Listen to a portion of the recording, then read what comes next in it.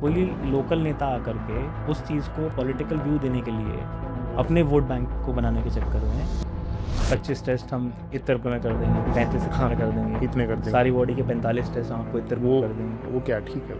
तो बिल्कुल गलत है, उसकी ज़रूरत ही नहीं है इतने टेस्ट कराने। ओवर टेस्टिंग पे अगर हम बात करते हैं कि क्या क्या ये डिफेंसिव मेडिसिन है? अगर हम ओवर टेस्टिंग की बात करें तो जो आजकल का नया ट्रेंड चल रहा है, हर गली मोहल्लों में लैब्स खुल गई हैं, कलेक्शन सेंटर्स खुल गए हैं, सिंगल अपॉइंटमेंट से एक सुपर स्पेशलिस्ट से 15 मिनट के अंदर मिल सकते हैं। तो ये इस मामले में तो इंडिया प्रिविलेज है। आपसे जो लोग मिलते हैं वो पैसे की वजह से कितने लोग होते हैं ऐसे दिन के कि भाई वो नहीं ट्रीटमेंट करा पाते? इंडिया में बिलो पॉवर्टी लाइन पॉपुलेशन अभी भी बहुत ज़्यादा है।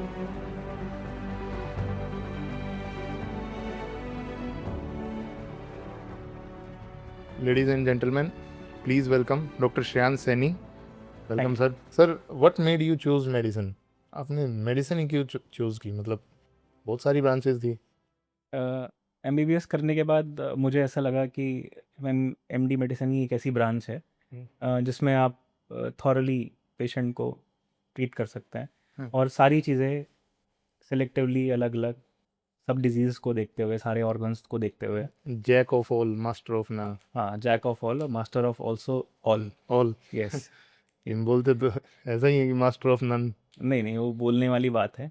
पर अगर ऐसा हो कि अगर सबसे पहले फिजिशियन ही पेशेंट को देखे तो सही डायग्नोसिस बनाने के लिए वो सबसे ज़्यादा ज़रूरी है। एक अच्छा फिजिशियन एक सबसे अच्छी डायग्नोसिस बना सकता है, पेशेंट को अच्छा ट्रीटमेंट दे सकता है और जो पेशेंट के लिए सबसे ज़्यादा बेनिफिशियल है। क्या एक टाइम के बाद आके फिजिशियंस इतने पेशेंट देख देख के क्या वो नंब हो जाते हैं, इमोशनली नंब हो जाते हैं कि उनको फ़र्क नहीं पड़ता कि पेशेंट मतलब इमोशनली पर्सनली? नहीं, ऐसा नहीं है। अगर आप ये देखें कि हमारी डे टू डे लाइफ में अगर हम 50 पेशेंट रोज़ देख रहे हैं और 3 से 4 मोर्टेलिटी देख रहे हैं, तो बस हम अपना इमोशन कंट्रोल करना आ जाता है। पर ऐसा नहीं है कि पेशेंट के लॉस के बाद हमें दुख नहीं होता। कि अगर हम किसी को बचा सकते हैं वो 1% भी, ग्रीफ तो घर वो घर लेके जाते हो? घर जाता मतलब वो जाता तो होगा ही, बिल्कुल कुछ जाता है। पार्ट को उसका जाता ही होगा। बिल्कुल जाता है, हमारी मेंटल लाइफ, सोशल लाइफ और पर्सनल लाइफ को अफेक्ट करता है। क्या बदला इन 8 साल की प्रैक्टिस में? क्या बदला मतलब पर्सनली? पर्सनली अब इमोशनली कंटेंट हो चुके हैं। अब वो चीज़ को थोड़ा सा अपार्ट रखने की कोशिश करते हैं फैमिली से, कि अगर वही सारी चीज़ें अगर फैमिली के साथ भी डिस्कस करेंगे तो वो भी ग्रीफ में चले जाएंगे। तो अब इमोशनल कंट्रोल करके तो थोड़ा सा उस चीज़ को कंट्रोल करने की कोशिश करते what is more harder, losing a patient और एक्सप्लेनिंग डेथ टू अटेंडेंट? हैं। Obviously losing a patient is more harder. Is it easy to explain death? नहीं, it is not also easy to explain death, पर it is very difficult to lose a patient.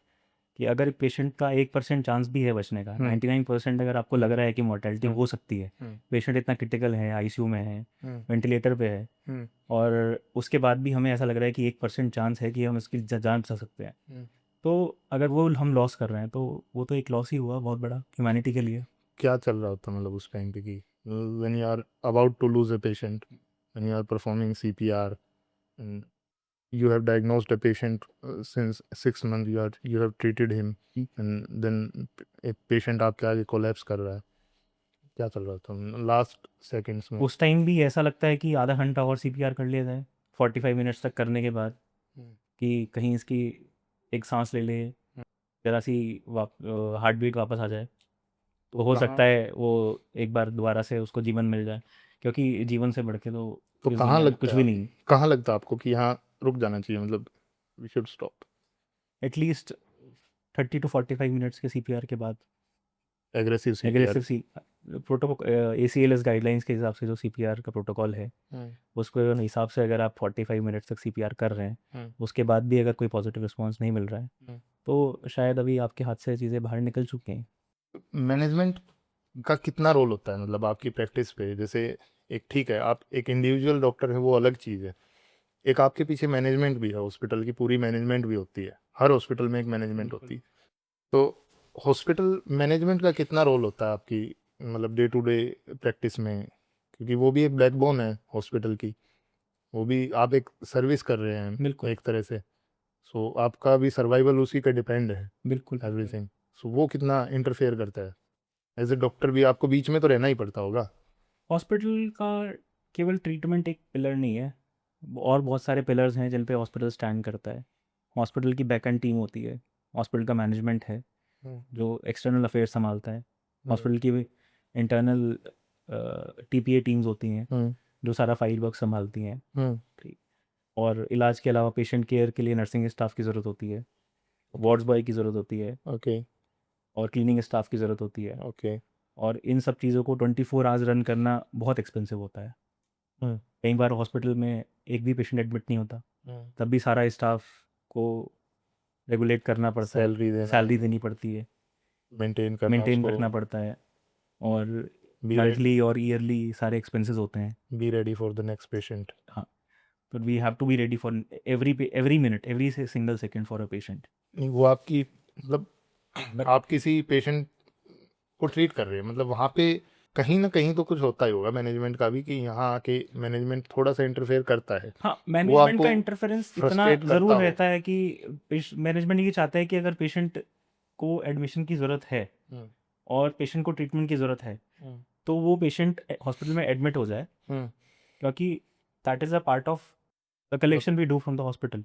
We can not call it a business, okay, but अगर हम उसको collection ही बोल देते हैं हम्म, कि जिससे और लोग वो जो एक्सपेंसेस होंगे हॉस्पिटल के वो निकाले जाएंगे, तो मैनेजमेंट ये चाहता है कि अगर कोई पेशेंट ऐसा है जिसको ट्रीटमेंट की ज़रूरत है और जो एडमिट हो सकता है, हम्म। तो उसको एडमिट कर लो। और जो बड़े कॉरपोरेट हॉस्पिटल्स होते हैं वो इनडायरेक्टली पुश तो करते ही होंगे, मैनेजमेंट पीछे से थोड़ा बहुत तो पुश करता ही होगा, ओवर टेस्टिंग में, ओवर एडमिशन्स में, ओवर प्रिस्क्रिप्शन में, कुछ तो होता ही होगा। ऐसे नहीं कि ये चीज़ें नहीं होती, एक्चुअल में हैं, लोगों को पता है, ऐसा नहीं उनको पता नहीं है। उनको अगर नहीं होती तो उनके अंदर ये अंधविश्वास है कि भाई ज़बरदस्ती के टेस्ट लिख दिए गए, ज़बरदस्ती एडमिट किया गया, एडमिट की ज़रूरत नहीं थी। अटेंडेंट तो नहीं मानने को रेडी, बिल्कुल। बेशक बेशक पेशेंट का बीपी ड्रॉप हो रहा है, सब कुछ हो रहा है, पेशेंट कितना ही सिक हो, अटेंडेंट फिर भी चाहेगा वो गोली लेके चला जाए, get a pill and get cured. Yes. वो तो उसका सिंपल वो रहेगा, हाँ। है ना?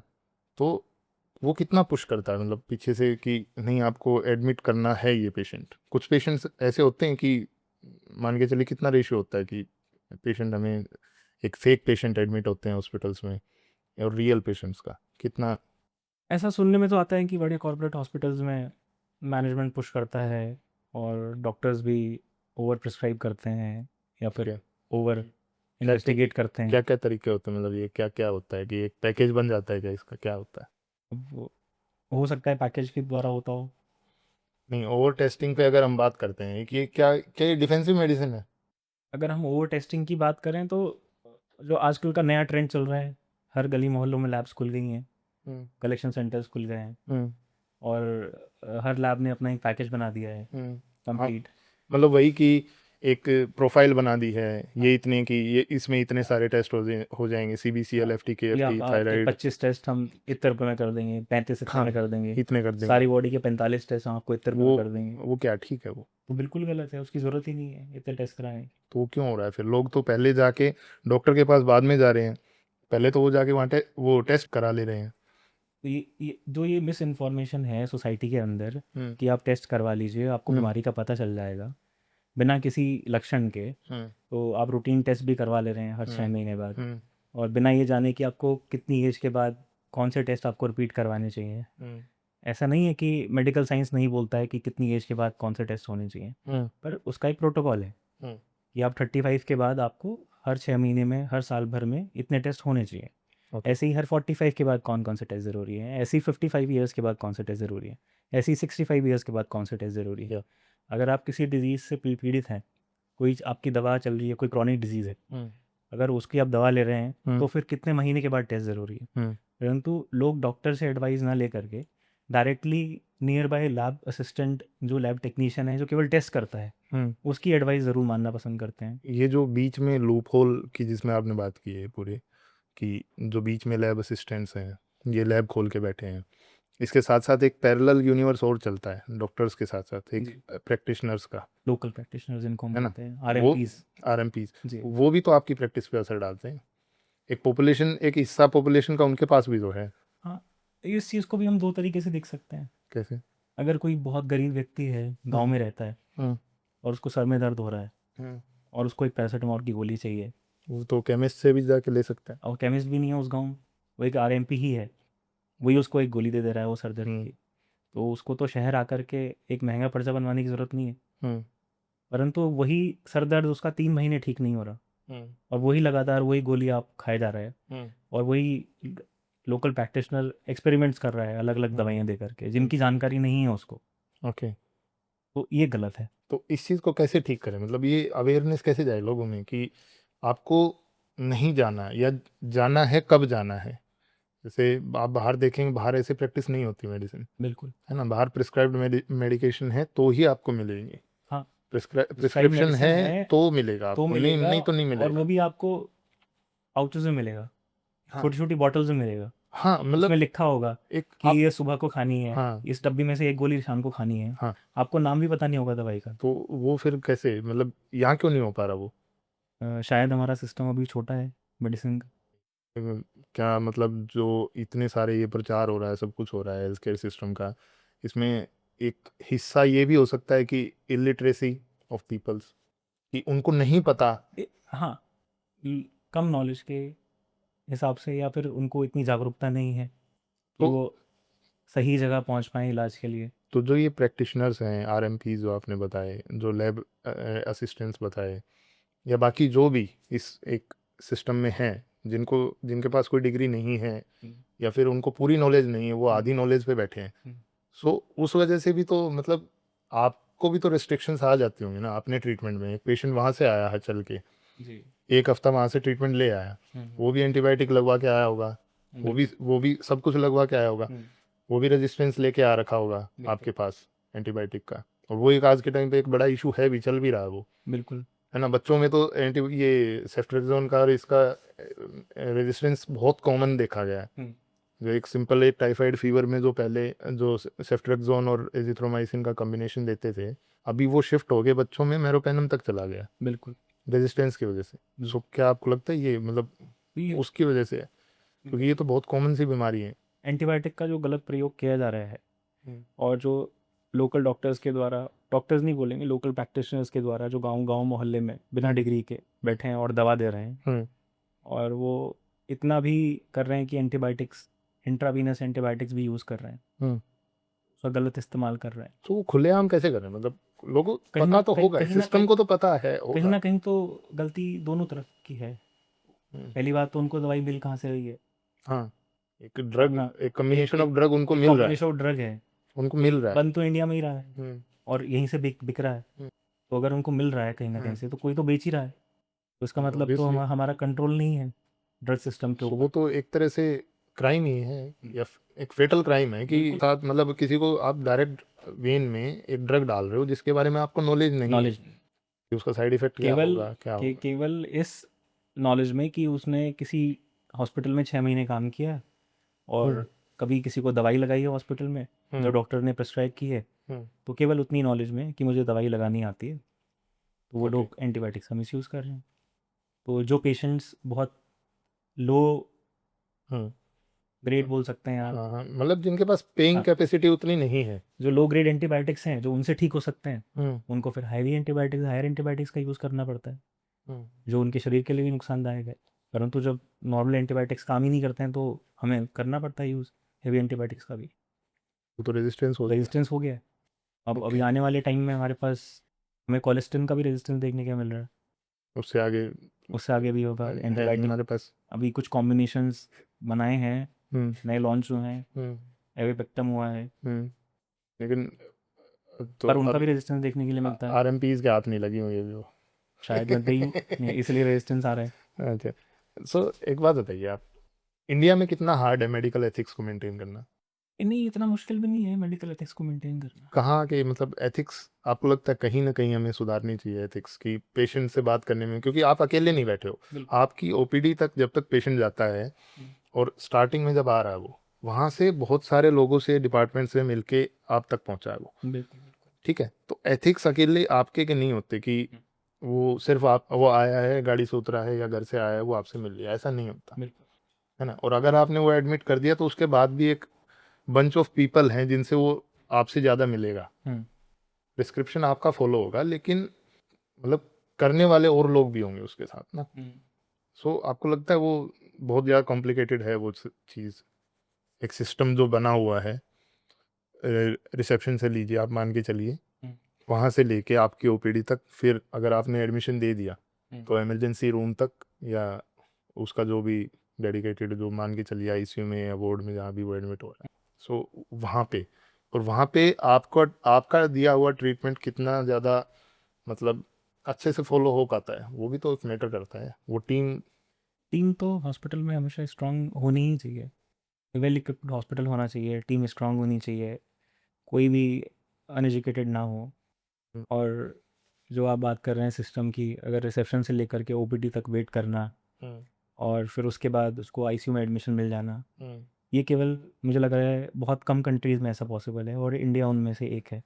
हम्म, अगर आप बात करें और कंट्रीज़ की, हम्म, यूएसए की, हम्म, ऑस्ट्रेलिया की, हम्म, जहाँ पर आप एक स्पेशलिस्ट से मिलने के लिए आपको 2-2 महीने की, 3-3 महीने की वेटिंग दे दी जाती है। हम्म, लेकिन आप हम्म, इंडिया के अंदर हम्म, आप सिंगल अपॉइंटमेंट से एक सुपर स्पेशलिस्ट से हम्म, 15 मिनट के अंदर मिल सकते हैं।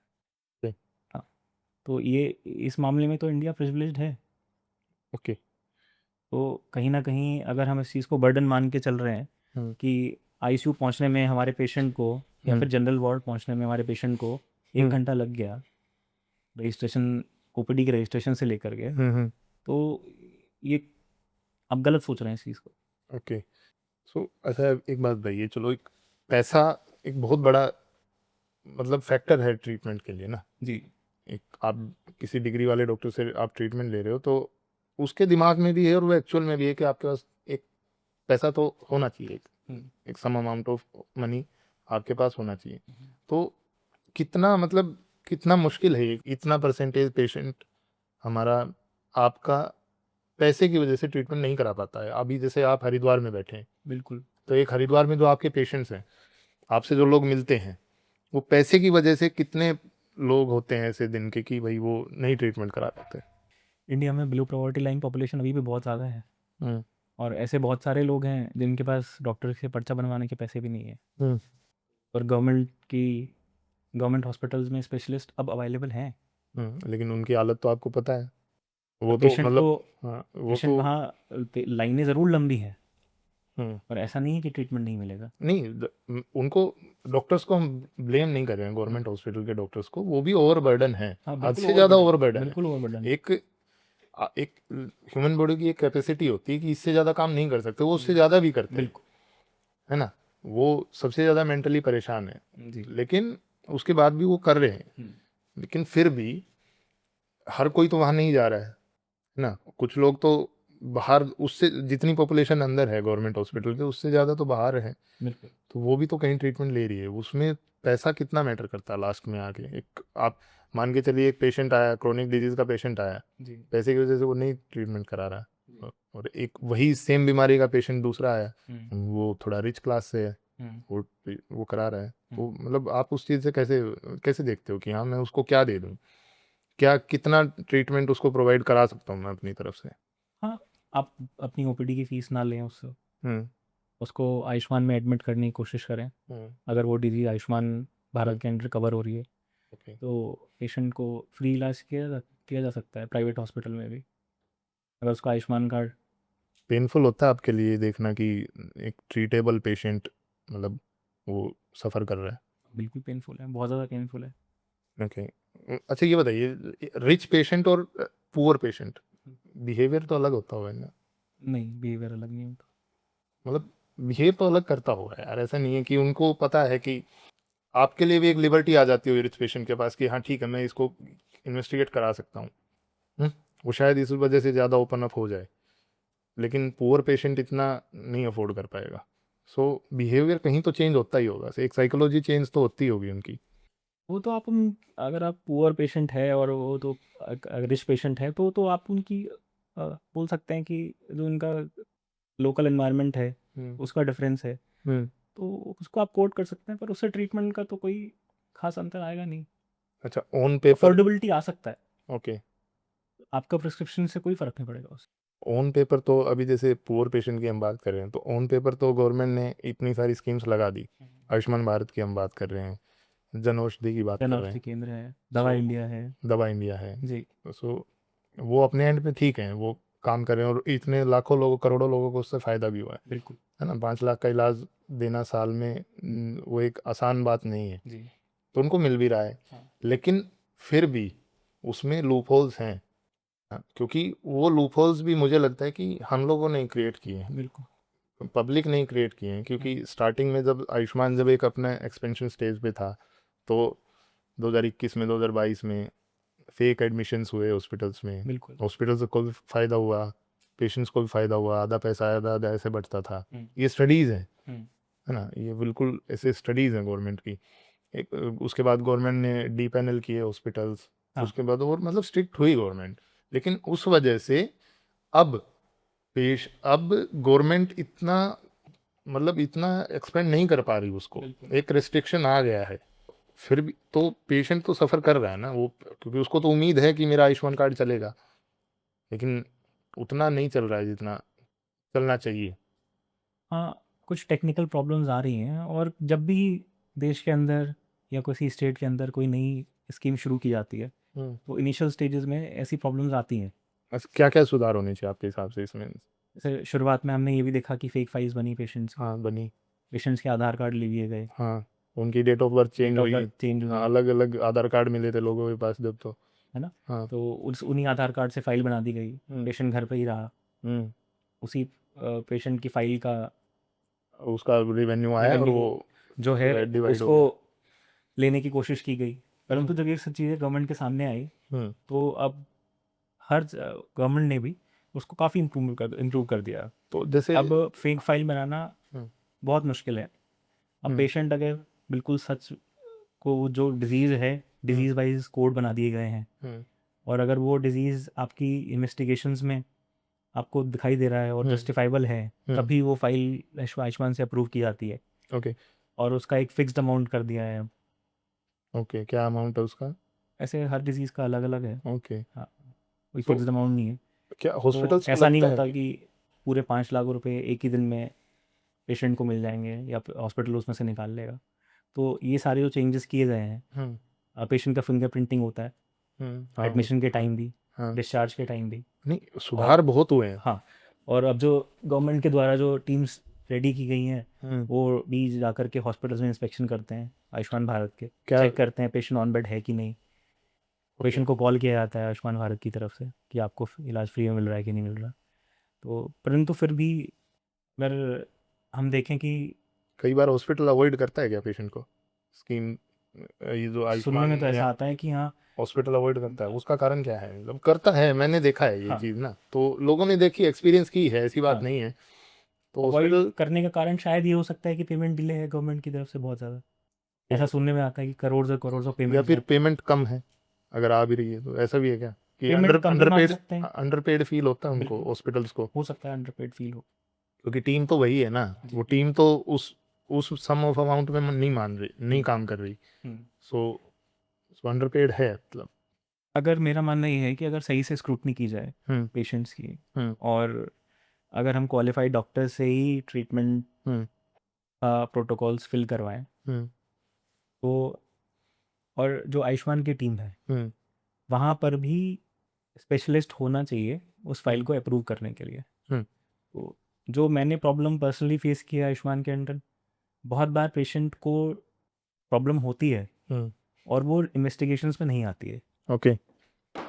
तो परंतु और उस कारण से फिर फाइल कैंसिल हो जाती है पेशेंट की। ओके। हाँ, ऐसा कम चांसेस में है, लेकिन वो पर अब वो अब वो पेशेंट की फाइल जब वो कैंसिल हो जाएगी और हम्म। हॉस्पिटल को उसका पेमेंट नहीं मिलेगा, हम्म। तो हॉस्पिटल तो फिर आगे से कतराएगा एडमिट करने से पेशेंट को।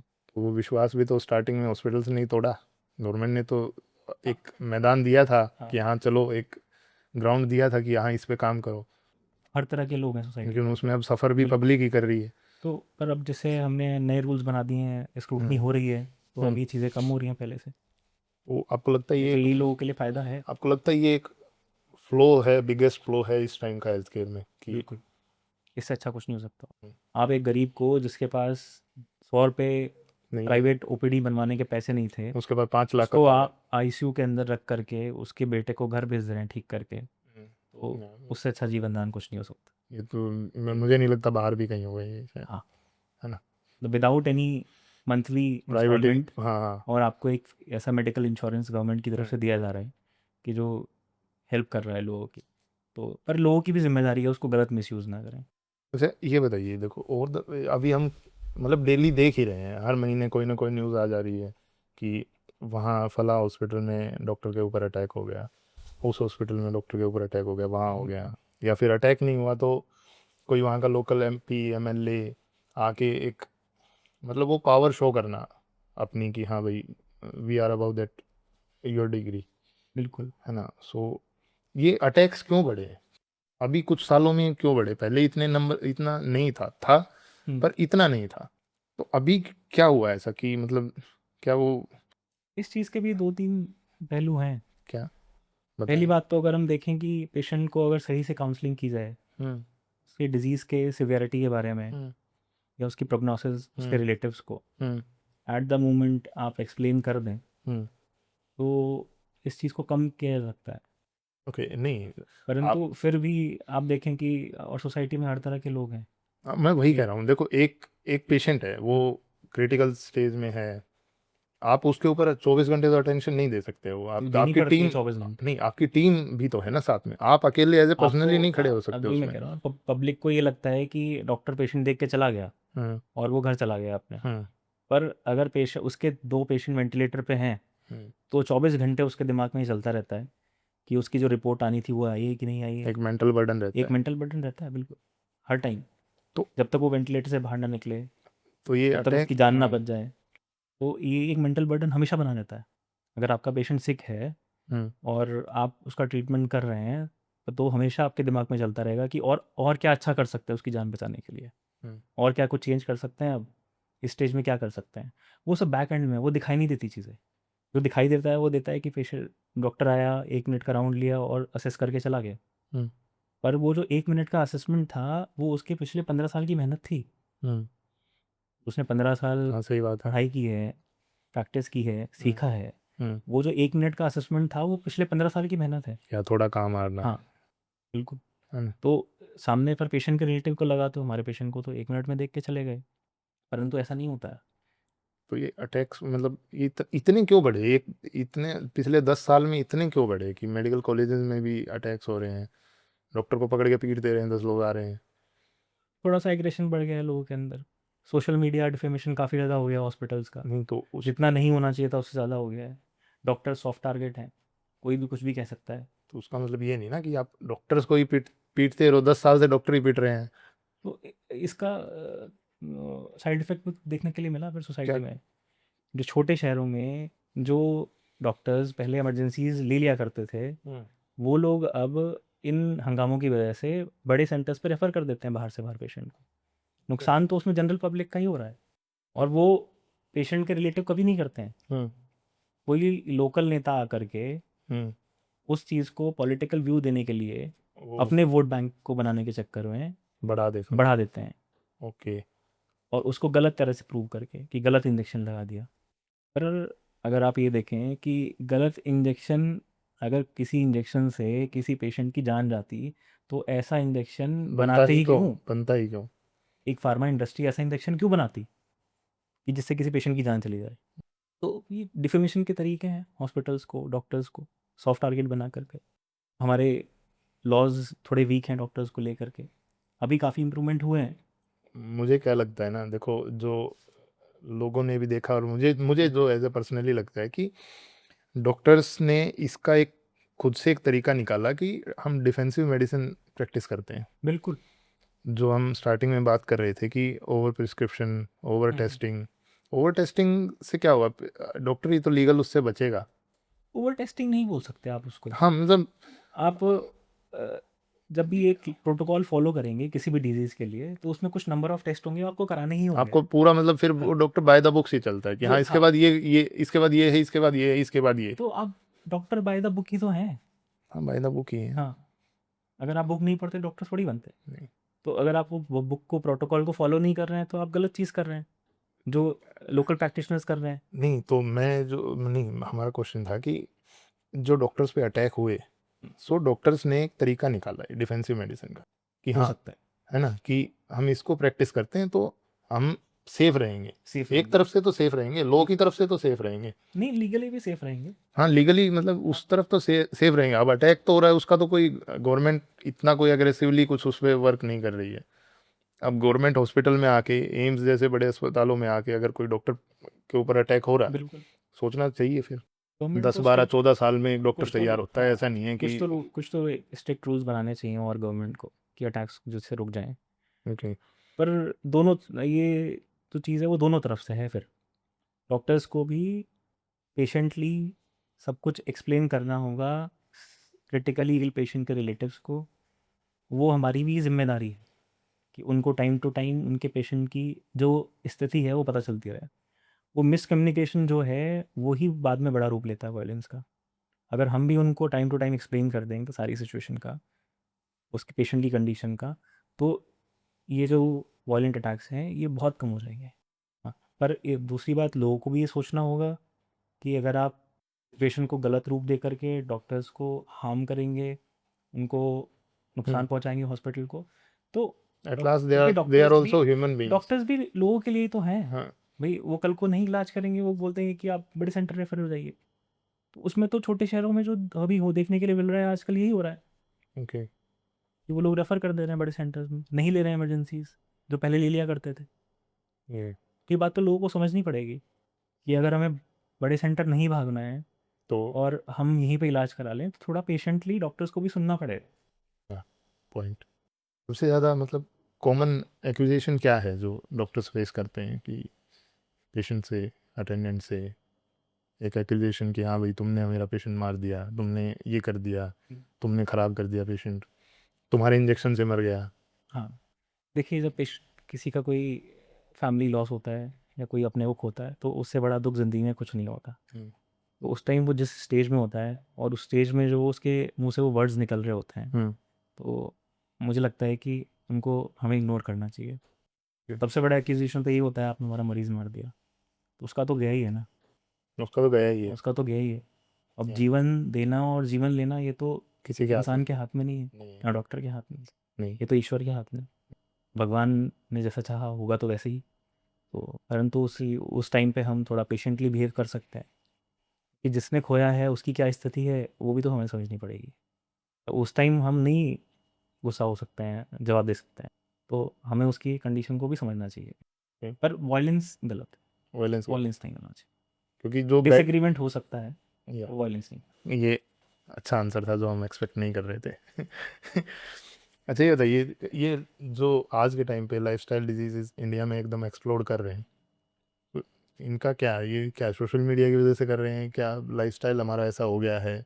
क्या है इनका ये, इसको मतलब आप कैसे देखते हैं? क्योंकि यंग यंग पेशेंट्स अगर आपकी ओपीडी में बढ़ रहे हैं, सो बिल्कुल। वो तो एक सोचने की बात है ना। अभी इंडिया के अंदर जो हमारा मेटाबॉलिक सिंड्रोम है हम्म। या जो क्रॉनिक डिजीज़ हैं जैसे हम्म। डायबिटीज़ हम्म। और हाइपरटेंशन, हम्म। कोरोनरी आर्टरी डिजीज़, हम्म। जिसको हम हार्ट डिजीज़ भी बोलते हैं, इन सब के नंबर्स यंग एज में देखने के लिए बहुत ज़्यादा मिल रहे हैं। हम्म। और इसका सबसे बड़ा कारण लाइफस्टाइल डिसऑर्डर ही है, ओके। क्योंकि हमारी जो यंग जनरेशन है उसका बिल्कुल भी ध्यान नहीं है अपना हेल्थ के ऊपर, ओबेसिटी एक अपने कॉमन खाने के वो ऊपर। बन चुका है बिल्कुल, बच्चों में, बच्चों के अंदर पैक्ड फूड की वजह से है। पैक्ड फूड की वजह से है, फास्ट फूड की वजह से है, हम्म। रेगुलर एक्सरसाइज ना करने की वजह से है, सोशल मीडिया बढ़ने की वजह से है, हमेशा फ़ोन हाथ में रहना, वीडियो गेम्स खेलना। ये तो कूल लगने की निशानी है ना। तो कूल लगना, एक 10 किलोमीटर की रनिंग भी तो हो सकती है मॉर्निंग में, हाँ। एक 5 किलोमीटर्स की ट्रैकिंग भी तो हो सकती है कूल लगना। उसको भी तो अपलोड कर सकते हैं सोशल मीडिया पे। जिम जाना भी तो हो सकती है हाँ, कूल लगने की एक्टिविटी। बिल्कुल। तो कहीं ना कहीं हमें उस थिंकिंग को चेंज करना पड़ेगा यंगस्टर्स की, और इसमें सबसे बड़ा हाथ पेरेंट्स का ही होगा। सो पेरेंट्स तो खुद फ़ोन चलाते रहते हैं, और ये सब जो आपने बताया ये तो पेरेंट्स से ही बच्चा कहीं तो सीख रहा है। मेजर्स लेने पड़ेंगे ना। आप सुबह उठते ही सबसे पहले आपका इंस्टाग्राम खोल रहे हैं। हाँ, पहला पहला काम तो यही है पहला कि फ़ोन काम, कहाँ है। सबसे पहले सब लोग उठ करके, हमारी जनरेशन जो यंग जनरेशन है वो हम्म। इंस्टाग्राम खोल रही है, इंस्टाग्राम चला रही है। तो वो तो हमें फ़ोन को तो थोड़ा सा कंट्रोल यूज़ करना पड़ेगा। अच्छा, अभी मान के चलते हैं एक वर्किंग क्लास के लिए बात करते हैं।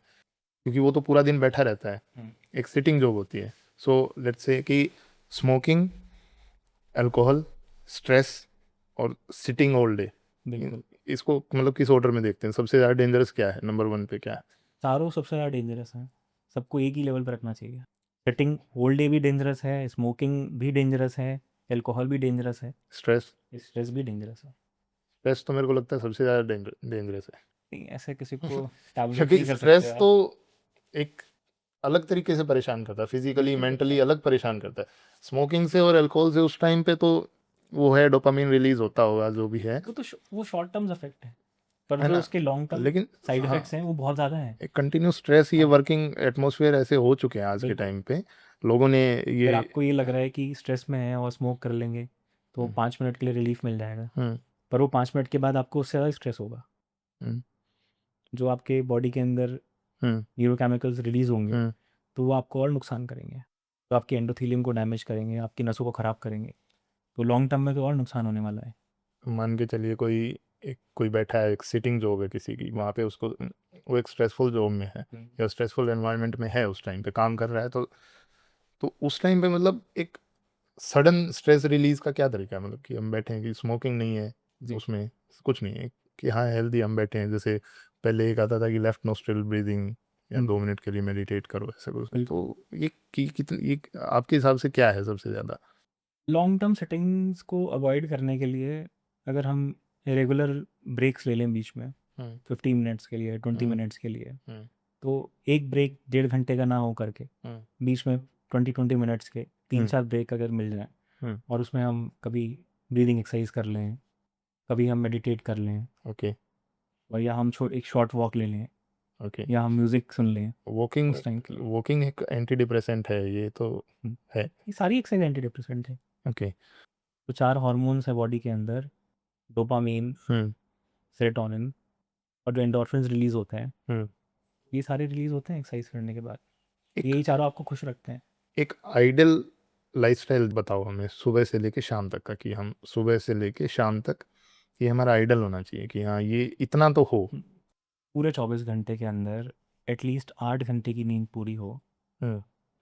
और उसका जो टाइम है वो रात को 10 बजे से लेकर के सुबह 6 बजे के बीच हो। लेकिन आज का यूथ तो सो ही 2 बजे रहा अगर है। आप 2 बजे सोएंगे हाँ। तो आपकी सेरोटोनिन और मेलेटोनिन की जो साइकिल है वो तो ख़राब हुई। जो मेलेटोनिन रात को रिलीज़ होना है, हम्म और जो मैक्सिमम जिसका सर्ज जाता है सुबह 4 बजे, हम्म और वो आप सो रही हैं 4 बजे, हम्म और सुबह को सेरोटोनिन दोबारा से बढ़ना था बॉडी के अंदर, हम्म वो तो बढ़ा ही नहीं। हम्म हम्म तो आपकी तो स्लीप वेक साइकिल ही ख़राब हो गई। जब आपकी स्लीप वेक साइकिल ही ख़राब हो जाएगी, हम्म तो सबसे पहले तो स्लीप वेक साइकिल को मेंटेन करना है। हम्म आपकी स्लीप वेक साइकिल मेंटेन रहेगी तो at least 45 minutes of cardio exercise hmm. 5 times a week, okay वो बिल्कुल मैंडेटरी है, बिल्कुल नेसेसरी है। ओके। 8 घंटे की नींद हो गई, कार्डियो हो गया, पैंतालीस एक्सरसाइज हो मिनट गई, हाँ कार्डियो हो गया, हाँ, मतलब एक्सरसाइज कार्डियो उसी में आ गया। और और आपकी ईटिंग हैबिट्स को आपको इम्प्रूव करना होगा। ईटिंग हैबिट में क्या, हम कहीं भी जाएंगे हमें प्रोसेस फूड ही मिलेगा? खुद से ले जाना होगा ना पैक करके अपना टिफ़िन। अब कितनी पॉपुलेशन तो बाहर रहती है अकेले, वो मतलब नहीं हो बहुत पाता। आसान है चने उबालना कुकर में रख के, हम्म। और उसको प्याज और टमाटर काट के खाना, हरी मिर्च डाल के, उससे आसान तो कुछ भी आजकल नहीं एक है। ट्रेंड में भी चल रहा है ब्लैक कॉफ़ी, तो ये does it help? Black coffee help करती है, पर इतना हेल्प नहीं करती है जितना इसको मार्केट कर दिया गया है। जितना इसको मतलब और एम्फेसाइज कर दिया यस। है कि बस ब्लैक कॉफ़ी पी लो, ठीक हो जाओगे आप हाँ, ब्लैक आप हेल्दी कॉफ़ी रहोगे। पीने से आपका जो फैटी लीवर है वो हम्म। ठीक होने में हेल्प करता है। ओके। इट डजंट डायरेक्टली वो हेल्प, ट्रीटमेंट नहीं है वो उसका। ट्रीटमेंट नहीं है, okay it may help. Okay. अभी कोई ऐसी डिजीज है कि one disease that India is ignoring right now? Obesity, metabolic syndrome, overweight, young peoples में कार्डियक ये सबसे बड़ी दिक्कत बनने वाली है। इंडिया आने वाले टाइम में डायबिटीज़ का कैपिटल बनने वाला है, वर्ल्ड कैपिटल बनने वाला है। तो इसको हम अभी एज ए पेंडेमिक क्यों नहीं देख रहे हैं? नहीं, गवर्नमेंट देख रही है। मोदी जी ने भी अभी पिछले कुछ टाइम में, हमारे प्रधानमंत्री जी ने लोगों से रिक्वेस्ट की है कि आप तेल का कम से कम प्रयोग करें, हम्म फास्ट फूड कम खाएं, हम्म एक्सरसाइज पर ध्यान दें। हम्म तो अगर हम ऑयल का यूज़ कम कर देंगे, हम्म कार्बोहाइड्रेट्स का यूज़ कम कर देंगे, हम्म तो अपनी ओबेसिटी को ठीक कर लेंगे, अपने बॉडी मास इंडेक्स को 24 तक रखेंगे, तो तो पूरे देश के लिए अच्छा है। पूरा देश हेल्दी रहेगा तभी तो आगे डेवलपमेंट होगा। And और देश ही बीमार रहेगा तो डेवलपमेंट होगा कैसे? do you think India is ready for next pandemic? If it happens, next pandemic के लिए ready है इंडिया? जैसे कोविड आया था, रेडी नहीं थे हम, बिल्कुल। We were not ready. शायद अभी हम रेडी हैं। हैं, कोविड के बाद हमने ऐसे मेजर्स लिए हैं, क्या बदला?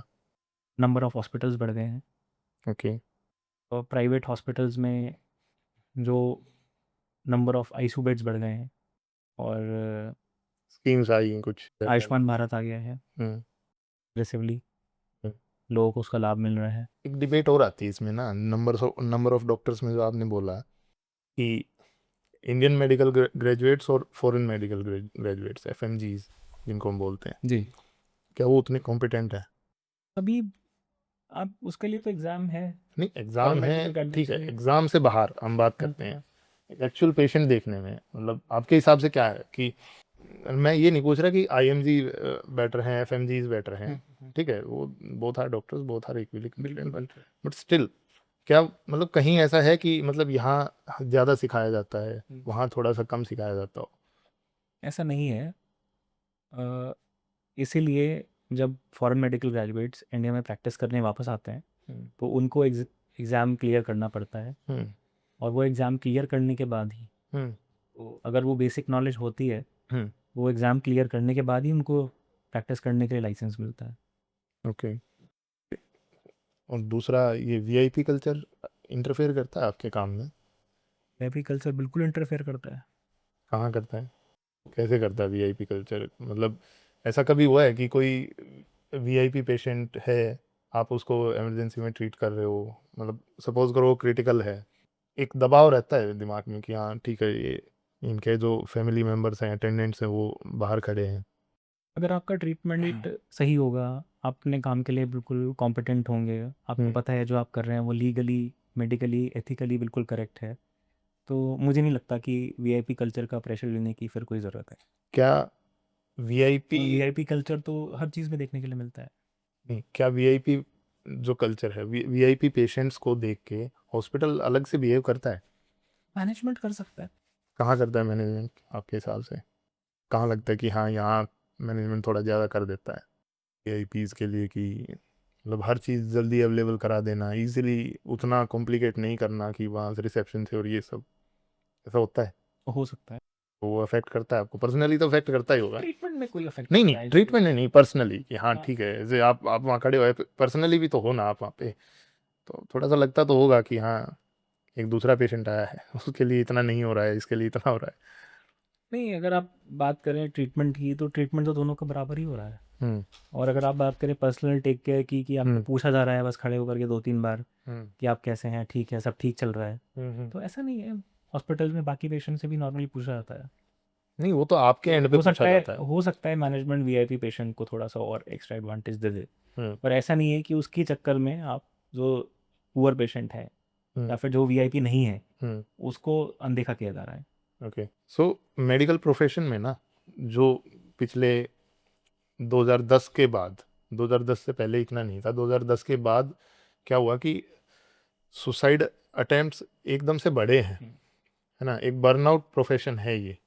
सो इस यही कम्युनिटी क्यों नहीं अपने लोगों को क्यों नहीं देख पा रही है? ऐसा नहीं है, बहुत सारे मेजर्स लिए जा रहे हैं। ये कम्युनिटी नंबर अपने ऑफ लिए क्यों नहीं? 15 साल 16 साल तो हो गए, 2010 में 10 से बढ़ी थी ये चीज़ें, मैं नहीं कह रहा उससे पहले नहीं थी, लेकिन उससे उसके बाद बढ़ी हैं ये चीज़ें। एक ओ, सौ 140 करोड़ का देश है, हम्म, हमारा सबसे बड़ी पॉपुलेशन है हम लोग, सबसे बड़ी डेमोक्रेसी है, हम्म, तो जितनी पहले मेडिकल की सीट्स थी एमबीबीएस की, हम्म, वो शायद अभी 2 to 3 टाइम्स हो चुकी हैं। हम्म, पीजी की सीट्स को भी हम्म, एमबीबीएस के equivalent, hmm, number of equivalent लाने की कोशिश की जा रही है गवर्नमेंट के द्वारा, हम्म, पर सब चीज़ों में टाइम लगता है। और अभी भी जो पीजी रेजिडेंट्स हैं हम्म, गवर्नमेंट हॉस्पिटल्स के हम्म, इंडिया के अंदर, हम्म। वो अभी भी 70-72 आवर्स लगातार ड्यूटी करते हैं। तो वो तो बर्नआउट हुआ ना, मैं वही तो बात कर रहा हूँ, ये कम्युनिटी और खुद के लिए क्यों नहीं बात कर रही है? मेडिकल रेजिडेंट से ये एक्सपेक्ट किया जाता है कि वो 72 आवर्स ड्यूटी करें और उसके बाद उनको 12 घंटे का ऑफ मिले और फिर से वापस ड्यूटी करें। This is just another example of cheap labour पर ना। हाँ, पर आप okay, so this is not a profession तो पर स्ट्रेटजी। जिस हिसाब से लाइन है गवर्नमेंट हॉस्पिटल में, जिस हिसाब से हमारी गरीब पॉपुलेशन है, तो उसका इलाज कैसे हो पाएगा? करना ही पड़ेगा। हमारा ही देश है, हमारे ही लोग हैं, तो हमें ओके, ही करना होगा, और कौन देखो करेगा? ये सब ठीक है, लेकिन एकदम से ये तो ये एकदम से तो डॉक्टर्स पैदा नहीं किया जा सकते, नहीं किए जा रातों सकते। रात तो नहीं हो सकता। नहीं, आपको मतलब इतना एक्सेप्शनल बनने और के लिए ये चीजें हाँ, करनी पड़ेंगी, समझ गया, और ऐसा लेकिन भी नहीं है कि वो लोग इनकॉम्पिटेंट हैं। तो अब इन इनकॉम्पिटेंट लोगों की फौज भी लाके नहीं खड़े कर सकते। नहीं तो बाहर देशों अब में वो तो ऐसा नहीं कॉम्पिटेंस भी होता होना, होगा। बाहर वहाँ देशों तो में इतना बर्नआउट नहीं है, वहाँ इतना सुसाइडल रेट्स नहीं है। आप ये मान के सुसाइडल रेट्स हैं, वो मैं मानता हूँ आपकी बात। मेडिकल हाँ, रेजिडेंट्स में, पीजी रेजिडेंट्स में सुसाइडल रेट ज़्यादा है, अटेम्प्ट उससे वो पहले अटेम्प्ट भी, करते हैं। उससे पहले भी जब नीट में और इसमें जब बच्चे अपीयर करते हैं, हम्म। तब भी एक मतलब मास नंबर ऑफ पॉपुलेशन वो उसमें तो बहुत सारे बच्चे हैं फैक्टर्स कि, काम करते हैं। तो अब मैं वही कह रहा हूँ। वो एक पीयर प्रेशर भी हो सकता हाँ, है ना? और वो एक फेलियर, मल्टीपल फेलियर्स भी हो सकते हैं। वो केवल मेडिकल का स्ट्रेस नहीं है। अगर आप डॉक्टर्स के स्ट्रेस की बात करें, तो जो पीजी रेजिडेंट्स हैं, जो नंबर ऑफ ड्यूटीज़, जो जिनके पास 2 दिन 3 दिन 4 दिन तक लगातार ड्यूटी कर रहे हैं गवर्नमेंट हॉस्पिटल्स में, तो वो स्ट्रेस शायद उन्हीं के ऊपर है।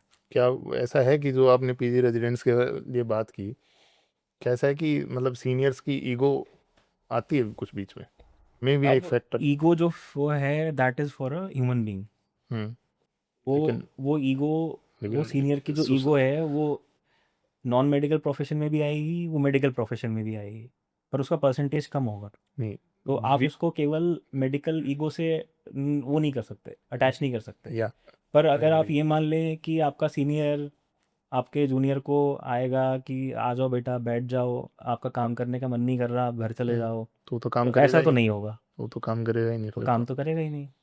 That is a part of training process. Hmm. तो यही कम्युनिटी है जो लोगों की मेंटल हेल्थ को ठीक करती है। बिल्कुल। इनकी खुद की मेंटल हेल्थ अभी ठीक नहीं है, तो हाँ, ये नहीं है। कम्युनिटी क्या कर रही है, मतलब उसके लिए क्या कर रही है, ये भी तो एक क्वेश्चन है ना। अब ये भी तो कहीं बात होती जैसे होगी। जैसे जैसे ही नंबर ऑफ मेडिकल कॉलेजेस बढ़ेंगे, और जैसे ही नंबर ऑफ प्रोफेसर्स बढ़ेंगे, जैसे ही नंबर ऑफ पीजी की सीट्स बढ़ेंगी, हम्म। और वैसे ही पीजी स्टूडेंट्स बढ़ेंगे। जब पीजी स्टूडेंट्स बढ़ेंगे तो रेजिडेंट्स बढ़ेंगे, हम्म। पीजी रेजिडेंट बढ़ेंगे, और पीजी रेजिडेंट बढ़ेंगे तो काम अपने आप ठीक हो जाएगा। आपने ऐसा देखा है क्या सर कि कभी कि आईसीयू, कभी मतलब कुछ पेशेंट्स में, मैं सब में नहीं बोल रहा, कुछ पेशेंट्स में ऐसा देखा है कि आईसीयू एक मतलब सिर्फ एक जरिया बना दिया गया हो कुछ पेशेंट्स में, पैसा मतलब खींचने का या ऐसा कुछ, आईसीयू एडमिशंस एक फोर्स कर दिया गया हो पेशेंट्स के ऊपर।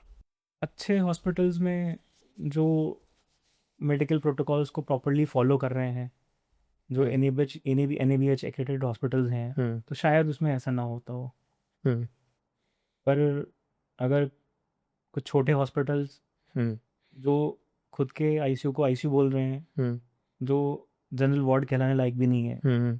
अगर ऐसा वहाँ हो रहा है, हम्म। तो इस चीज़ के लिए तो मैं स्ट्रिक्ट एक्शन लेना चाहिए। ओके, सो ये लिया क्यों नहीं जा रहा फिर अब तक, ये तो चलता आ रहा लोगों में। नहीं लिखा जा रहा है। हॉस्पिटल्स का डीएम पैनलमेंट भी होता है, हम्म। हॉस्पिटल्स बंद भी होते हैं, ताले भी लगते हैं। हम्म। लोकल न्यूज़पेपर्स में रोज़ कोई ना कोई हॉस्पिटल के ऊपर ताला लगता है। एक एक वो सेइंग भी है कि लोगों में, middle class person is just medical bill away from poverty. तो प्रोवर्ब्स तो बहुत सारी हैं अब, नहीं आप कैसे है, भी कह मतलब सकते हैं। है, ऐसा हम्म, नहीं कि आप कोई क्रोनिक डिजीज अगर हुई है हम्म। तो होता है सर, मतलब हर हम चीज़ गवर्नमेंट हॉस्पिटल में जाके नहीं सॉल्व होती, नहीं और ऐसा भी नहीं है वो सोल्व प्राइवेट में ही जाके होती है, ऐसा भी नहीं कह रहा मैं। ऐसा नहीं है। आप मान देखिए लेकिन कि ये देश के अंदर अब कितने एम्स हो गए हैं, पहले कितने कम थे। जितने सेंट्रल इंस्टीट्यूट्स हैं वो बढ़ गए हैं। हमारे डिस्ट्रिक्ट हॉस्पिटल्स के अंदर बहुत अच्छी नहीं, सुविधा आपको हो नहीं गई लगता है। गवर्नमेंट को इससे इस पे मशीनों पे और इन पे टैक्स हटा देना चाहिए? एमआरआई मशीन्स हो गई, सीटी मशीन्स हो गई, एक्सरे मशीन्स हो गई, इन पे से टैक्स। ये रिसेंटली तो टैक्स कम तो किया है मेडिकल इक्विपमेंट में, जो 12% था वो 5% हो गया है। बट स्टिल ये तो हाँ, एक लग्जरी नहीं है ना, हाँ, हाँ। ये तो लग्जरी नहीं है, ये तो बिल्कुल ट्रीटमेंट तो लग्जरी नहीं होना चाहिए। लग्जरी नहीं होना चाहिए। और जो बेसिक जो ट्रीटमेंट तो फॉर ऑल होना चाहिए, ट्रीटमेंट, हाँ मैं वही कह रहा हूँ, देखो। और वो इक्वलेंट होना चाहिए हाँ, इक्वलेंट हर किसी व्यक्ति के लिए। हर किसी व्यक्ति के लिए। बिल्कुल। आप एक पर्टिकुलर ट्रीटमेंट वो है हाँ हर व्यक्ति के लिए। आप डिफरेंशिएट नहीं करोगे कि मैं आपसे ट्रीटमेंट ले रहा हूँ या दूसरा कर रहा है, बिल्कुल। लेकिन जो ए, बीच में एक थोड़ा सा सिस्टम एक है एक ग्लिच एक हाँ, एक डॉक्टर कभी ये सोच के ट्रीटमेंट नहीं नहीं करता करेगा। है कि वो एक अमीर का ट्रीटमेंट कर हम्म, रहा है या गरीब का ट्रीटमेंट कर रहा है। लेकिन डॉक्टर हमेशा ये सोच के ट्रीटमेंट करता है कि वो एक बीमारी का ट्रीटमेंट करता है, हाँ कर रहा है, और वो इतने दिन में वो ठीक हो जानी चाहिए, या है ना? या ठीक नहीं है तो वो ठीक रहनी चाहिए। वही तो चीज़ है ना कि एक मिडिल क्लास फैमिली में कोई एक आगे एक फैमिली में अगर कोई बंदा बीमार होता है तो पूरी फैमिली बीमार होती है। पूरी ऐसा फैमिली नहीं कि बीमार होती है। एक बंदा बीमार होता है, बिल्कुल। पूरी फैमिली क्योंकि हम बीमार हुई है लोगों के वो। हमारा बैकग्राउंड ऐसा है इंडिया में कि हमारी फैमिली अपब्रिंगिंग ऐसी है कि हम लोग इमोशनली कनेक्टेड हैं एक कनेक्टेड दूसरे है, से। हाँ, हाँ, है ना। एक पूरा फैमिली अफेक्टेड हो 10 अफेक्ट लोगों की होती है। फैमिली है, एक बंदा बिल्कुल। अगर किसी क्रोनिक डिजीज की उसमें चपेट में है हाँ, तो वो पूरी फैमिली चपेट में है। बिल्कुल। सो सफ़र पूरी फैमिली करती है उसमें। बिल्कुल। सो वो उनको कहीं ना कहीं ड्रेन तो करता ही बिल्कुल ट्रेन करता है ना। वो इमोशनली भी काफ़ी ड्रेन कर देता है इमोशनली भी उसको। करता है, फाइनेंशियली भी करता है, लोगों के घर बिक जाते हैं इलाज करवाने के लिए। हाँ, पर फिर जीवन सामने आ जाता है लोगों के। लोग अपने सगे संबंधी की जान बचाने के लिए ज़मींदार नहीं देखते हैं, हाँ, कुछ नहीं बेच देखते। देते हैं। जान बचा जीवन से अच्छा क्या है, मतलब उससे बड़ा तो आप कुछ भी नहीं है। आपको पर्सनली कोई पेशेंट याद है ऐसा, मतलब आपके उसमें आया हो करियर में अब तक कि हाँ इस पेशेंट ने मतलब अपना काफ़ी कुछ गवा दिया? एक पेशेंट का लिवर ट्रांसप्लांट का मुझे याद है। एक यंग पेशेंट था, क्या उसका था? लिवर ट्रांसप्लांट हुआ था, हम्म, और शायद उसमें कुछ 12 करोड़ का खर्चा है। लिवर क्यों खराब हुआ मतलब was it due to alcohol हाँ, और क्रॉनिक अल्कोहलिक की ऐसे। सो वो तो उसी के कॉन्सिक्वेंसेस हुए हैं उसके, है वही मैं कह सकता हूँ। कौन ना। सा अब अगर हम एटियोलॉजी की बात करेंगे तो हाँ, फिर तो बहुत सारे फैक्टर्स चेंज हो जाएंगे। तो इसमें कहीं गवर्नमेंट हेल्प कर सकती है, मतलब नहीं। गवर्नमेंट सब्सिडी देती है, बिल्कुल देती है, नहीं, महंगे इलाज पे। नहीं, अभी इतने करोड़ का उसका खर्चा हो गया। बिल्कुल। सो ये तो एक स्केरी नंबर है, आप सोचने पे भी आओगे तो एक स्केरी नंबर है जब खुद हाँ, से वो, है ना। बिल्कुल स्कैरी नंबर सो है।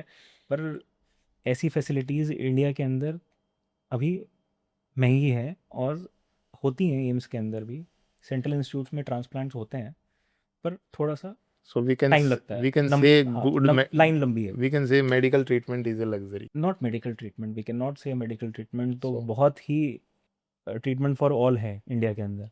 अगर आप बाहर किसी कंट्री की बात करें तो आपको एक स्पेशलिस्ट से मिलने के लिए 2 महीने का वेट करना पड़ सकता है। ओके। एक लोकल प्रैक्टिशनर देखता है आपको वहाँ पे, हम्म, जिसको जीपीज बोलते हैं शायद। हम्म। तो ऐसा नहीं है। इंडिया में ना सर एक मतलब एक पैरेलल वो चलती हैं पैथी, एलोपैथी हो गई, उसके बाद आयुर्वेद हो गया, उसके बाद यूनानी मेडिसिन हो गई, उसके बाद होम रेमेडीज हो गई, बिल्कुल। है ना। उसके बाद भी एक वो जो आरएमपी जिसकी हमने बात की स्टार्टिंग में, उसको तो मिक्सोपैथी बोल देंगे। हाँ उनको तो मिक्स क्रॉसपैथी हो गई, वो हाँ। तो क्रॉस क्रैक्स हो गए हाँ। वो तो। सो इतनी सब में मतलब ऐसा नहीं है कि गलत है, कोई गलत नहीं है, सब अपने आप में रिसर्च बेस्ड बिल्कुल। है ना। तो उन सब में ये होना कि हाँ भाई एक विश्वास आना लोगों के अंदर कि एलोपैथी में ज़्यादा ज़्यादा लोग जा रहे हैं अभी। आप कैसे देखते हो इसको कि आप मतलब आयुर्वेद में क्यों नहीं जा रहे, दूसरे उसमें क्यों नहीं जा रहे हैं? नहीं, आयुर्वेद में भी जा रहे हैं, बाकी और नेचुरोपैथी में भी जा रहे हैं, मिक्सोपैथी में भी जा रहे हैं, हम्म, बाकी सारी चीज़ें भी लोग अडेप्ट कर रहे हैं। हम्म। तो वो पेशेंट की पर से पर्सनल चॉइस है। अच्छा, एक पेशेंट आता है आपके पास, मान के चलते हैं एक हम्म, सिनेरियो लेते हैं, एक पेशेंट आता है आपके पास, एक क्रोनिक डिजीज का पेशेंट आता है, किडनी आपने सीकेडी डायग्नोज कर दिया, बिल्कुल। किडनी डिजीज एक डायग्नोज कर दिया आपने एक पेशेंट। सो वो सेकंड ओपिनियन भी लेता होगा। सो बिल्कुल लेता उसका है। मतलब क्या क्या रहता है कि आपके पास आया ओपीडी में, आपने उसको ये बताया, आपने पूरा वर्क उसको समझाया कि हम्म, हम ऐसा ऐसा करेंगे, हम्म। उसका क्या रहता है, मतलब उसका माइंडसेट क्या रहता है कि हम किसी दूसरी भी व्यक्ति पैथी का में जाएं, कैसे करें? किसी भी व्यक्ति का जिसके साथ इतनी बड़ी घटना हो जाए, इतना बड़ा डिजीज उसको निकल जाए, हम्म, सबसे पहला तो ख्याल उसके मन में यही आता होगा कि मैं ठीक हो जाऊँ किसी भी तरह से, हम्म, कि कोई मुझ पर ऐसी दवाई मिल जाए जिससे ये हमेशा के लिए ठीक हो जाए। हम्म, और अगर कोई ऐसा बीमारी है जो ठीक नहीं हो सकती, केवल हम्म, कंट्रोल की जा सकती है, क्या पेशेंट भी सोचता है कि भाई मैं दूसरी पैथी में चला जाऊँ, एक बार वहाँ जाके ट्राई कर लूँ। एक होप रहती है एक उसमें। होप रहती है कहीं ये वाली पैथी में देख लेता हूँ एक बार करवा के, हम्म, कहीं इससे आराम तो ना मिल जाए मुझे। हम्म, फिर वो तीसरी पैथी में जाने के लिए सोचता है कि वहाँ से आराम ना मिल जाए मुझे। हम्म। तो ये तो उसकी चॉइस है, परसेप्शन। तो पर अगर हम ये मान के चलें कि अभी एलोपैथी में जैसे आपने पूछा कि क्यों ज़्यादा लोग प्रेफर कर रहे हैं, कि एविडेंस बेस्ड मेडिसिन है। ओके। हाँ, कि अगर एविडेंस है तो उसके लिए पर्टिकुलर फिर इलाज भी है, हम्म और इलाज से कितना फ़ायदा है और उन दवाइयों से किस ऑर्गन को कितना नुकसान पहुंच सकता है, हम्म। ये सब पहले मेंशन्ड है। एक मान हम ऐसे लेके चलते हैं, एक एग्जांपल लेके चलते हैं, रात को 12 बजे, 1 बजे, 2 बजे कोई पेशेंट हॉस्पिटल में जाता है, बिल्कुल। तो उसके लिए 3 रेड फ्लैग क्या होंगे कि यहाँ ट्रीटमेंट से पहले मतलब हम्म, उसको ड्रेन करने के लिए ज़्यादा दिमाग लगाया जा रहा है मुझे नहीं पेशेंट को, लगता ऐसा दिमाग लगाया जा रहा है। मतलब एक फिर तरह भी की सिस्टम अफवाह कुछ होता ही अफवाह है, होगा। हाँ। एक तरह की अफवाह है, ये आजकल ज़्यादा डिफेम कर दिया गया हॉस्पिटल्स को, हम्म कि आप जाएंगे तो एक मोटा बिल बना ही दिया जाएगा आपका। हम्म परंतु अगर कोई ऐसा सिवियर डिजीज़ है जिसमें थोड़ा खर्चा आता है इलाज कराने में, हम्म तो अब एक गरीब आदमी के लिए तो वो भी महंगा है, हम्म परंतु उसकी तो जान पे आ गई है, हम्म उसको वो ठीक कराना ही है। हम्म तो उसको पेमेंट कहीं ना कहीं से कहीं उधार ले करके, हम्म या फिर कुछ ऐसी चीज़ घर की वैल्यूएबल बेच करके उसको करना पड़ता है ट्रीटमेंट। हम्म तो पर ऐसा बोलना कि उसको पर से एज अ कस्टमर देखा जा रहा है, हम्म। और नहीं, उस कहीं तो देखा ही जा रहा होगा सर, कहीं नहीं, तो ऐसा होता होगा, ऐसा हाँ, नहीं है कि, ऐसा ज़रूर देखा है जा ना? रहा है कि आपने जो छोटे बिल्कुल। शहरों की बात की, शायद हम्म, वहाँ देखा जा रहा हो, लोगों में वहाँ से वो धारणा बनी हो, अगर डॉक्टर आके रात को पेशेंट देख रहे हैं तो शायद वो ना ऐसा सोच रहा हो। लेकिन कुछ हॉस्पिटल्स में डॉक्टर नहीं देख रहे, तो मतलब तो कि सिर्फ हॉस्पिटल ही स्टाफ, बंद हो जाने चाहिए। हाँ, है ना, एक मैं स्टाफ। अगर अगर डॉक्टर नहीं पेशेंट को देख पा रहा है, हम्म। तो वो तो फिर हॉस्पिटल ही बंद हो जाना चाहिए। तो उसको हॉस्पिटल कहलाने का अधिकार ही नहीं है। इसमें सर एक एक डिबेट ये भी है कि जो ये आरएमओ डिपार्टमेंट जूनियर डॉक्टर्स होते हैं, सो हम्म, ये कितना रोल प्ले करते हैं, मतलब पेशेंट को ठीक करने में, या इस हेल्थ केयर सिस्टम में कितना कितना रोल प्ले करते हैं? जितने भी रेजिडेंट मेडिकल डॉक्टर्स होते हैं, सब लोग लाइसेंस्ड होते हैं, हम्म सब लोगों के पास डिग्री होती है, और ये रेजिडेंट डॉक्टर्स जो है ये हमारे सिस्टम का बैकबोन है, हम्म जो कंट्रीब्यूट करते हैं मेनली ट्रीटमेंट पार्ट में पूरे हम्म रेगुलेट करने में। हम्म तो अगर ये इस चीज़ को रेगुलेट ना करें, हम्म तो पूरा जो हमारा मेडिकल सिस्टम है वो फेल हो जाएगा। क्योंकि एज अ कंसल्टेंट अगर आप 200 पेशेंट एक ओपीडी में गवर्नमेंट हॉस्पिटल में बैठ के देख रहे हैं, तो आप 200 पेशेंट को में से अगर आपने 25 मरीज़ ही भर्ती किया है, तो 25 मरीज़ को अगर आप पर्सनली जा कर के एज अ कंसल्टेंट देखें, और इतना जो इवैल्यूएट करें, उसकी ब्लड इन्वेस्टिगेशंस भेजनी है, उनकी रिपोर्ट्स कलेक्ट होनी हम्म। हैं, फिर उनको, वो चीज़ें मिस होंगी। हाँ, फिर चीज़ें मिस हो सकती हैं। तो यहाँ पे रोल आता है रेजिडेंट डॉक्टर्स का। ओके। तो वो जो रेजिडेंट डॉक्टर्स हैं, जो लाइसेंस्ड हैं, हम्म। जो उस काम करने के लिए बिल्कुल तैयार है। तैयार हैं, हम्म। तो वो लोग इस काम को करते हैं। ओके। तो वो तो हमारे सिस्टम का बैकबोन है। अभी सर आप यहाँ हरिद्वार में अरोमा हॉस्पिटल में प्रैक्टिस कर रहे हैं आप, हाँ जी। सो आपको क्या लगता है, आप मतलब क्या अलग कर रहे हो? एक एज ए मेडिसिन आप अलग मेडिसिन कैसे प्रैक्टिस कर रहे हो? आप लोग आपके पास क्यों आए? क्या आपको ये जूनियर्स के लिए बताओ कि कोई जूनियर डॉक्टर है, अभी वहाँ से पास आउट हुआ है कहीं से कॉलेज से, वो जी। आपको देख रहा है, तो वो आपके पास क्यों आए? कोई पेशेंट आपके पास क्यों आए ये सोच के कि हाँ भाई मैं डॉक्टर श्रेयांश सैनी के पास जा रहे हैं, हम्म। आप ऐसा अलग क्या कर रहे हो? अलग किसी को कुछ करने की ज़रूरत नहीं है। एक मेडिकल का एक प्रोटोकॉल है, एक कुछ गाइडलाइंस हैं ट्रीटमेंट करने की, बस वही हमें सही तरीके से करना है। वो हम्म केवल मुझे नहीं, वो जितने भी सब डॉक्टर हैं, हम्म वो सब लोग को वैसे ही करना है। जो प्रोटोकॉल्स हैं उनको फॉलो करना है, हम्म जो गाइडलाइंस हैं उनके हिसाब से इलाज करना है। हम्म अब अगर हम गाइडलाइंस को फॉलो करेंगे, गाइडलाइंस के हिसाब से इलाज करेंगे, हम्म और पेशेंट के ऊपर बिल बर्डन एक्स्ट्रा नहीं डालेंगे, हम्म ओवर इन्वेस्टिगेट नहीं करेंगे, हम्म एक्स्ट्रा ट्रीटमेंट नहीं देंगे हम्म जिसकी ज़रूरत नहीं है, हम्म। तो पेशेंट के ऊपर भी बिल बर्डन कम पड़ेगा। और मैं यही सब करने की कोशिश कर रहा हूँ कितने कि का? कम से कम पैसे में पेशेंट का इलाज हो जाए, ज़्यादा खर्चा ना करना पड़े, ओवर इन्वेस्टिगेट ना करना पड़े। उसी से तो पब्लिक को फ़ायदा होगा। अगर हम ये तो है। अपना प्रोटोकॉल, अपनी गाइडलाइंस को छोड़ेंगे, हम्म और जो हमने ओथ ली है उसको छोड़ेंगे, हम्म। तो कहीं ना कहीं तो फिर वो हम समाज के साथ भी गलत कर रहे हैं। बहुत अच्छा लगा सर आपसे बात करके, हो सकता है ये लाखों लोगों तक पहुँचे ये चीज़। Thank you so much. Thank you.